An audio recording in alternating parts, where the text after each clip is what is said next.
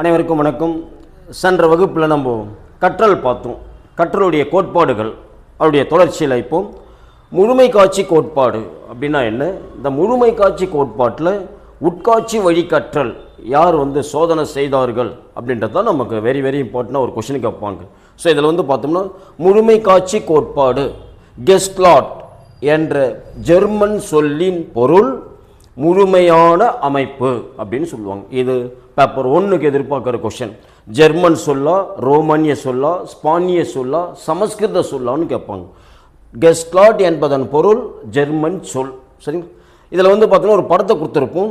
இந்த படம் பார்க்குறதுக்கு பார்த்தோம்னா ஒரு மனிதனுடைய முகம் மாதிரி தெரியும். ஆனால் இதில் பார்த்தோம்னா உளவியல் ரீதியாக முக்கோணம், வட்டம், சதுரம், அரைநான் போன்ற அமைப்புகளில் காணப்படும் புள்ளிகளோடு, அதனால் வட்டம், முக்கோணம், நேர்கோடு, புள்ளி ஆனது மனித முகம் அப்படின்னு கொடுத்துருக்காங்க. அதனால் இது இடையிலிருந்து பார்ப்பதற்கு ஒரு மனித உருவமாக தெரியும்.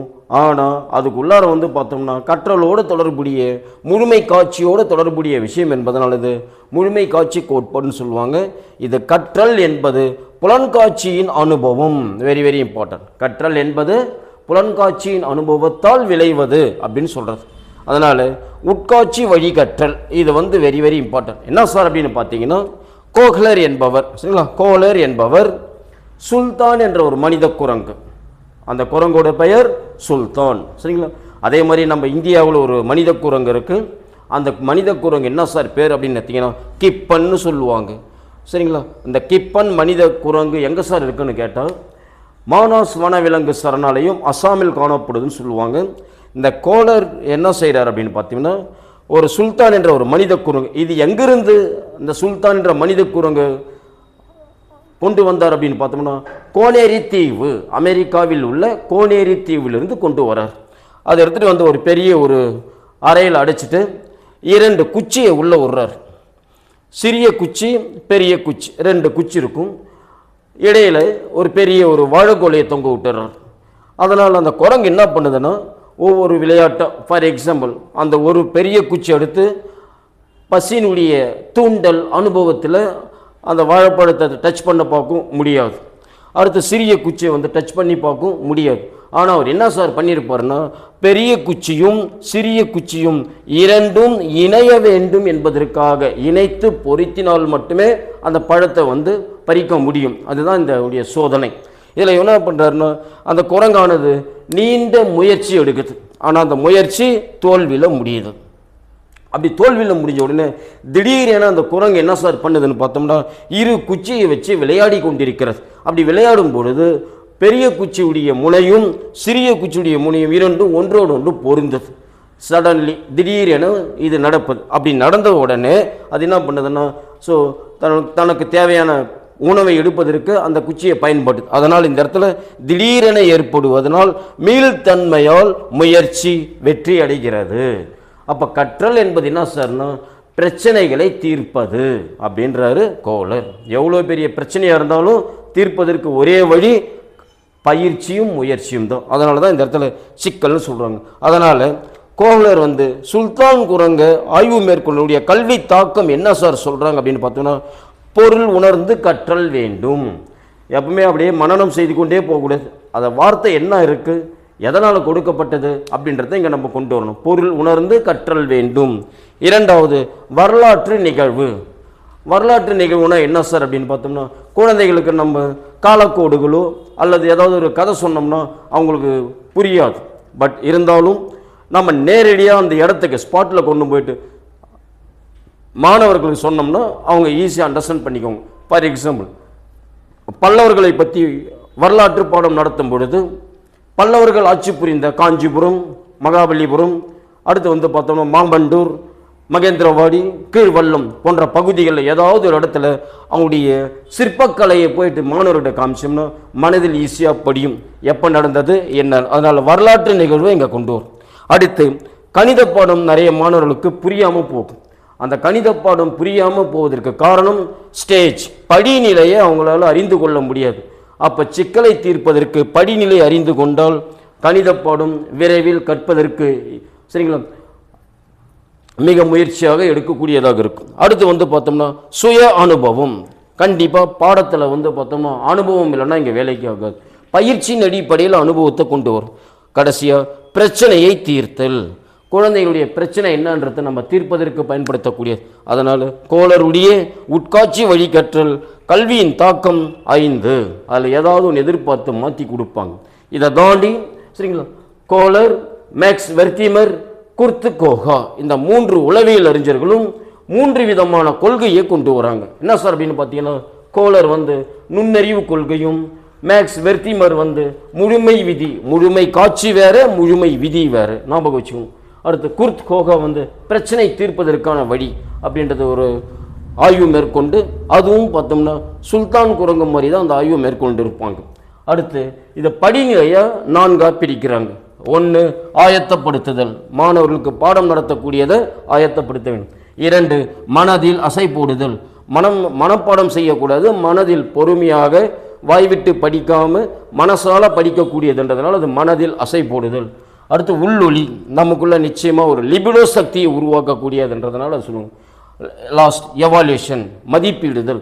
ஸோ அதனால் இந்த 4 அமைப்புகளும் கொண்டு வரப்பட்டது யாரால சார் அப்படின்னா 3 உளவியல் அறிஞர்களால் கொண்டு வராங்க. அடுத்து கற்றல் வகை, வெரி வெரி இம்பார்ட்டன்ட். இந்த 6 வகையில் ஒன்று நமக்கு எதிர்பார்க்கலாம். அப்படி இல்லைன்னா காக்கனே படிநிலைகள், வெரி வெரி இம்பார்ட்டன்ட். அதுலேருந்து ஒரு கொஸ்டின் கண்டிப்பாக இருக்கும். சரிங்களா? ஸோ இந்த இடத்துல உடல் இயக்கத்திறன் கற்றல், உடல் இயக்கம்னா என்ன சார்னா விளையாட்டு, ஓவியம், இதெல்லாம் வந்து சைக்கிள் ஓட்டுதல், நீச்சல் அடித்தல், இதெல்லாம் உடல் இயக்கத்தால் கற்றுக்கொள்ளும் திறன். இதுக்கு பயிற்சி மட்டும் இருந்தால் போதும், கொண்டு வந்துடலாம்.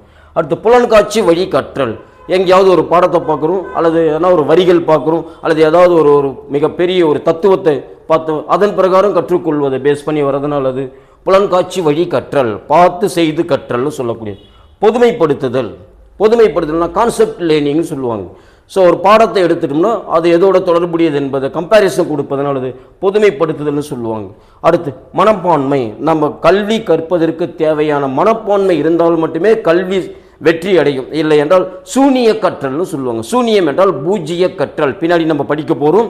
பூஜ்ஜிய கற்றல், நேரடி கற்றல், எதிர்மறை கற்றல்னு படிக்க போகிறோம், அதோட தொடர்புடையது. அடுத்து பின்பற்றி கற்றல், வெரி வெரி இம்பார்ட்டன்ட். யாராவது ஒருத்தர் நம்ம பின்பற்றி கற்றல் கொண்டு வர வேண்டும். இந்த பின்பற்றி கற்றலை கொண்டு வந்தவர் யார் அப்படின்னு பார்த்தா பாண்டுரா. இதுதான் எதிர்பார்க்குற கொஸ்டின். பாண்டுரா என்பவர் 1986 இதை கொண்டு வர்றார். அடுத்து உள்நோக்கி கற்றல், நமக்கு நாமளே என்ன பண்ணுறோம்னா செல்ஃப் லேர்னிங்னு சொல்லுவாங்க. உள்நோக்கி எப்படி படிக்கணும், எப்படி பிளான் பண்ணணும் அப்படின்றத இந்த இடத்துல கொண்டு வரதுனாலது அதுவும் கொண்டு வந்தவர் பாண்டுரா 1986.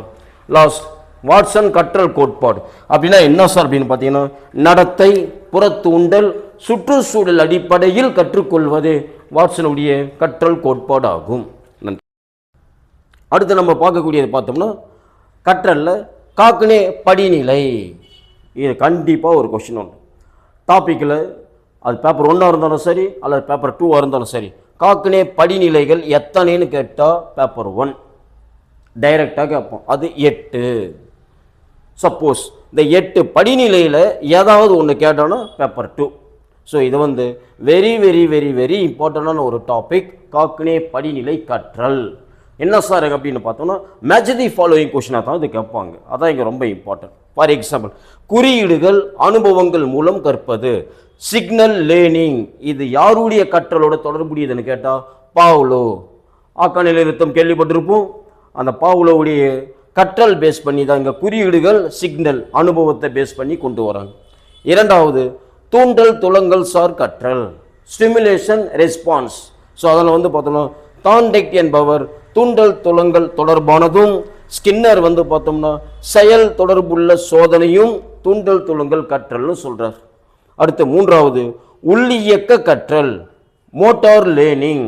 நமக்குள்ள வந்து பார்த்தோம்னா ஃபார் எக்ஸாம்பிள் மாணவர் படிக்கிறாங்களோ இல்லையோ, ஒரு ஆசிரியராக நம்ம தினந்தோறும் கற்றுக்கொண்டே இருக்க வேண்டும் என்பது தான் லேர்னிங் உடைய மிக முக்கியமான ஒரு கொள்கை. ஸோ அதில் வந்து பார்த்தோம்னா 2 அல்லது 2க்கு மேற்பட்ட தூண்டல் சரிங்களா உள்ளியக்க கற்றலாக செயல்படக்கூடியது.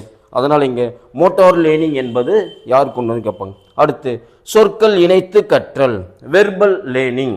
சொற்கள்னா என்ன சார்னா 2 சொற்களை பொருத்தி இணைத்து கற்றல் என்பது இந்த இடத்துல சொற்களை வரும். அது தாய்மொழியாக இருந்தாலும் சரி, எழுத்துக்களாக இருந்தாலும் சரி, இலக்கணமாக இருந்தாலும் சரி கொண்டு வரக்கூடியது.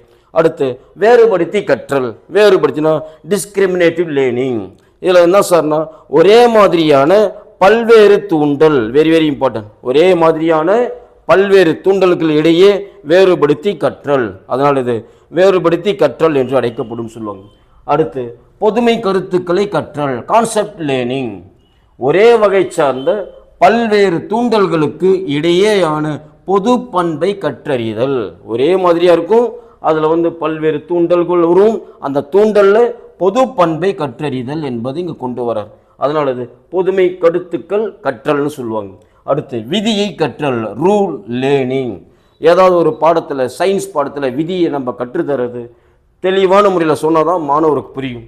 இல்லைன்னா வரலாறு மாதிரியே கொண்டு போனோம்னா அறிவியல் பாடத்தினுடைய தாக்கம் குறைந்து விடும் என்பதனால் அது ரூல் லேர்னிங். 2 அல்லது 2ற்கு மேற்பட்ட பொது கருத்துக்களை இணைத்து கற்றல் என்பது இந்த இடத்துல விதியை கற்றல் என்று அழைக்கப்படும் சொல்லுவாங்க. அடுத்து சிக்கல் அல்லது பிரச்சனையை தீர்த்தல். எப்பவுமே ஒரு படிப்பு விஷயமா இருந்தாலும் சரி, வாழ்க்கை விஷயமா இருந்தாலும் சிக்கல் அல்லது பிரச்சனையை தீர்க்க நம்ம கற்றுக்கொள்ள வேண்டும். இதுக்கு என்ன சார் மிக முக்கியமான பயிற்சியும் அனுபவமும் தேவை அப்படின்னு சொல்றதுனால இதை கொண்டு வராங்க. அதனால இந்த இடத்துல பயிற்சி மாற்றம் கற்றல், வெரி வெரி இம்பார்ட்டன்ட். பயிற்சி மாற்றம் கற்றல், இது 3ஆ பிரிக்கிறாங்க. என்ன சார் அப்படின்னு பார்த்தீங்கன்னா, ஒரு கற்றல் நிகழ்வால் பெறப்பட்ட அறிவு, ஏதோ ஒரு பாடத்தை அதனுடைய அனுபவத்தில் நம்ம பெற்றோம், அதனுடைய செய்திறன், பழக்க வழக்கம், மனப்பான்மை போன்ற அனுபவம் பிரிதொரு கற்றலுக்கு எடுத்து செல்லப்பட்டது, அதன் தாக்கம் பயிற்சி மாற்றம் என அழைக்கப்படும். ஏதாவது ஒன்று நம்ம படிக்கிறோம், அல்லது ஏதோ ஒரு விவசாயமோ அல்லது ஏதோ ஒரு தொழில் செய்கிறோம்னா அவருடைய அனுபவத்தை இன்னொரு இடத்துக்கு கொண்டு போகும்போது அவருடைய மாற்றம் என்பது இந்த இடத்துல சார் கூட்டு வராங்கன்னா எடுத்து செல்லப்பட்டது, அதன் தாக்கம் பயிற்சி மாற்றம் சொல்கிறாங்க. ஃபார் எக்ஸாம்பிள், நேரடியாக கற்றுக்கொள்ளுதல். ஏதாவது ஒரு நம்ம நேரடியாக கற்றுக்கொள்ளும், அந்த நேரடியாக கற்றுக்கொள்ளக்கூடிய கற்றலானது இன்னொரு கற்றலுக்கு எதிரடியாக இருக்காது. எக்ஸாம்பிள் சார், டென்னிஸ் விளையாடுவது கைப்பந்து விளையாட்டு, ரெண்டுமே விளையாட்டு தான். அதனால் டென்னிஸ் விளையாடுவதனால, கைப்பந்து விளையாடுவதனால எந்த ஒரு விதமான எதிர்மறை எண்ணங்களும் எதிர்மறை கற்றலும் வராது. ஏன் என்றால் இரண்டுமே விளையாட்டோடு தொடர்புடையது. அடுத்து எதிர்மறை கற்றல். தமிழ் படித்தவனுக்கு இந்தி கற்றுக்கொள்வது கொஞ்சம் கஷ்டமாக இருக்கும், நம்ம தமிழ்நாட்டில் நடக்கக்கூடிய ஒரு விஷயம் இல்லைங்களா? ஸோ அதனால் பிற மொழி கற்கும் பொழுது தாய்மொழியுடைய தாக்கம் குறைந்து காணப்படும், அது எதிர்மறை. சப்போஸ் அது கேட்கலன்னா, உயிரியல் படித்த மாணவர்களுக்கு கணிதம் கொஞ்சம் எதிரடியான சோதனைகள் கொண்டு வரதுனால அது எதிர்மறை கற்றல் என்று அழைக்கப்படும் சொல்லுவாங்க. சரிங்களா? இது அடிக்கடிக்கு நமக்கு வினாக்கள்ல வரும். எப்பவுமே ஒன்று தெரிஞ்சும், கணித ஆசிரியர்களுக்கு விலங்கியலை பிடிக்காது, அறிவியல் ஆசிரியர்களுக்கு மேக்ஸ் வராது. அடுத்து பார்த்தோம்னா ஆங்கிலம் கற்றுக்கொள்பவர்களுக்கு வரலாறு வராது. இதெல்லாம் பார்த்தோம்னா எதிரடியான விஷயங்கள் என்பது இங்கே கொண்டு.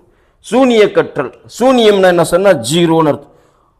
இசை வாசிக்க தெரிந்தவன் கணிதம் கற்றிருந்தாலும் பிரச்சனை இல்லை, ஏன்னா இசை வேற கணிதம் வேற. சப்போஸ் இசையை கற்றுக்கொள்ளாத நபராக இருந்தாலும் கணிதம் கற்றிருந்தாலும் அவனுக்கு வேறு எந்த துறையில் சார் நல்லது நடக்கும்னா பொறியியல் துறையில் போனால் நல்ல விஷயமா, இன்ஜினியரிங் கிளாஸ். அடுத்து அப்படியே பார்த்தோம்னா அவர் வேறு எந்த ஒரு துறைக்கு போனாலும் சிறந்திருப்பார் என்பது இந்த இடத்துல சூனியம் கற்றல் என்று அழைக்கப்படுகிறது. இந்த கற்றல் விஷயத்தில் ஒட்டுமொத்தமாக நமக்கு எதிர்பார்க்கக்கூடிய கோட்பாடுகள் கேட்பாங்க, அல்லது விதிகள் கேட்பாங்க, அல்லது உளவியல் அறிஞர்கள் பற்றியான கொஷின்ஸ் கண்டிப்பாக இருக்கும். இந்த கற்றல் பயிற்சி மாற்றத்துக்கு அடுத்து நினைவும் மறதியும் ஒன்று இருக்கும். அப்படியே நம்ம நேரம் ஊக்கத்திற்கு சென்று விடலாம். நன்றி.